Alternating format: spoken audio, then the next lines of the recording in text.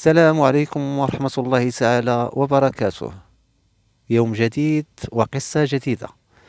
هذه القصة قصة واقعية، بغيتها إن شاء الله تكون عبرة للإخوان والأخوات.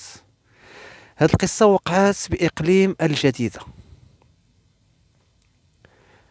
وقعت لواحد السيد خدام بمدينة الجديدة، بحكم أنه ساكن بوحده في الجديدة قرر أنه يشوف والدة ديالو اللي ساكنة بمدينة خميس الزمامرة.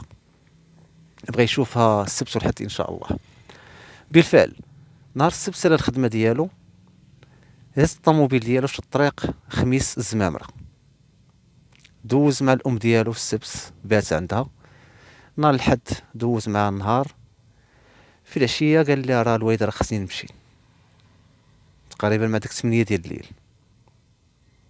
قالت له الأم ديالو هانت شوف، أنا طيب دابا واحد الرفيسة، أنا نصايبها لك طبيسيل فاش توصل للدار بالجديدة، قول هاد الرفيسة بلا ما طيب والو، ها العشاء ديالك وتعشى ونعس. داكشي اللي دار. سقات له طبسيل ديال الرفيسة، خرج تقريبا مع 9 من الدار.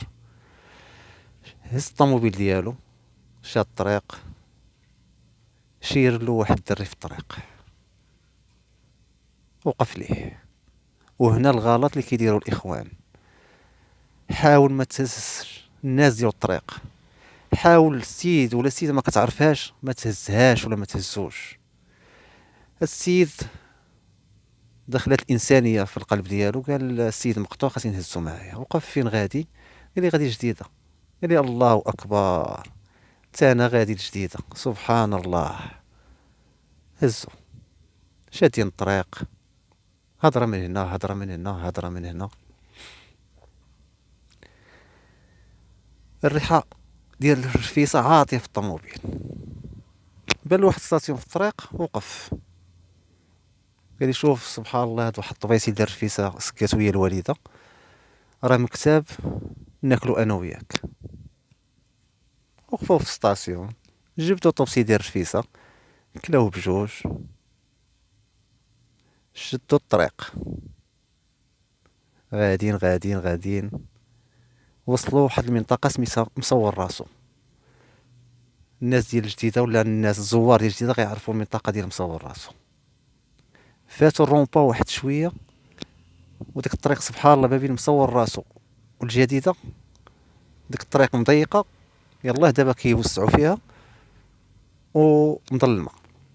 يلاه فاتوا رومبا تقريبا واحد 2 كيلومتر. الا انت شي بلاصه هنا الله يحفظك. وقفوا، دار السينياس بربعه على اساس انه باش ينزل. بقى كيشوف فيه، قال له شوف سير عندك واحد الزهر، ربي ما خيبكش، وداك الطبسيل ديال الرفيسه اللي كلت معاك نجاك. قال له ما فهمتش كيفاش، شنو واقع؟ عرفتي الاخوان جبد سيف من تحت ديالو، جبدو قال لي شوف كنت غادي نكريسيك، ولا ما عطيتيني والو، بربي الكعبه كنت غادي نصفيها لك. ولكن داك الطبيسيل ديال الرفيسه اللي تعشيت انا وياك، سير اخويا رشفع لك. قال لي شوف نصيحه، ما عمرك تهز شي واحد، سير طريق السلامه. شوف سبحان الله، بتفصيل ديال الرفيسه ربي نجاه من كريساج، وربما كانت غتمشي حتى الموت. نصيحه الاخوان، عندك طوموبيل تكسد عليك زاجك وشد الطريق، سيرتو الناس اللي كيشدوا الطريق بالليل، ما تهز حتى شي واحد ما كتعرفوش. بالنسبه سيرتو ديال الليل، بالنسبه للاخوان حاولوا حاولوا حاولوا.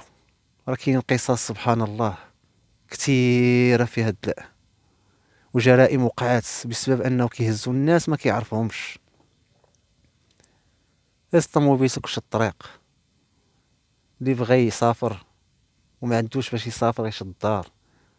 وكاين كيران وكاين طاكسيات، ما كاينش شي حاجه سميتها مقطوع بالليل. حنا راه في 2025، ما بقاش انا مقطوع، ولكن الطاكسيات كيدوزو 24 ساعه على 24 ساعه. السلام عليكم ورحمه الله وبركاته.